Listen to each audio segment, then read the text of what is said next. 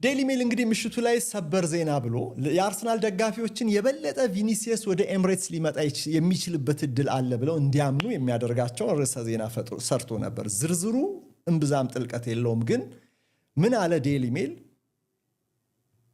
በዚህ ሳምንት ወደ ሪያል ማድሪድ ልምምድ መመለስ ነበረበት ቪኒሲየስ ጁኒየር እና እመጣለሁ ባለበት ወይም ሪያል ማድሪድ ና ብሎ ሪፖርት እንዲያደርግ ባስቀመጠለት ካላንደር ግን ቪኒ አይመለስም ይላል። ይሄ ነገር እውነት ከሆነ የሆነ ነገር እየተብላላ ነው ማለት ነው። አሁን በዚህ ደረጃ ያለ ክለብ ሪያል ማድሪድ የሚያክል ቪኒሲየስ ጁኒየርን የሚያክል ትልቅ ተጫዋች ማድሪድ ና ባለው ሪፖርት አድርግ ለፕሪሲዝን ባለው ቀን አንድም ቀን ሳያዛንፍ እንደሚመጣ ግልጽ ነው። የማይመጣ ከሆነ ሌላ ምክንያት አለ ማለት ነው። የማይመጣ ከሆነ እና ይሄ ነገር እንድንጠረጥር ያደርገናል። ግን ምንድነው ዴይሊ ሜል ግን ዝርዝር አላቀረበም።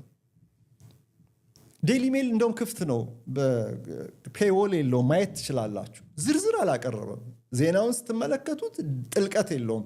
ግን ብሬኪንግ ኒውስ ብሎ በቀይ ባክግራውንድ በነጭ ጽሁፍ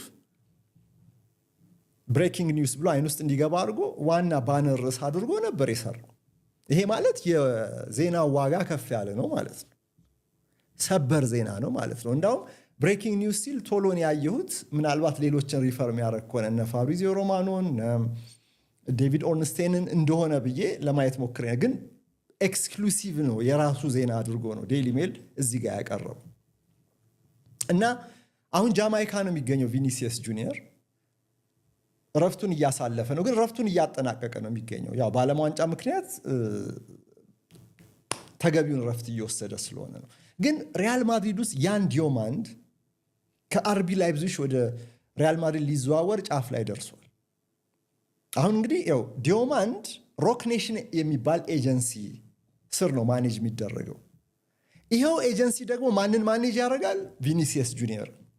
መረጃ ሊቀያየሩ ይችላሉ ማለት ነው። ይሄ ዲዮማንድ መምጣት ምናልባት ቪኒን አላስደሰተው ይሆን? በቃ እወጣለሁ በሚለው አቋሙ የበለጠ እንዲጸና ያደርገው ይሆን ወይ? ይሄ እንግዲህ እኔ ስፔኩሌት ማድረግ አልፈልግም፣ ጠይቄ ማለፍ ነው የምፈልገው። ይሄ ሊሆን ይችላል ወይ? ግን ዴይሊ ሜል እንደወረደ ካየ ነው የምሽቱ ብሬኪንግ ኒውስ ነው።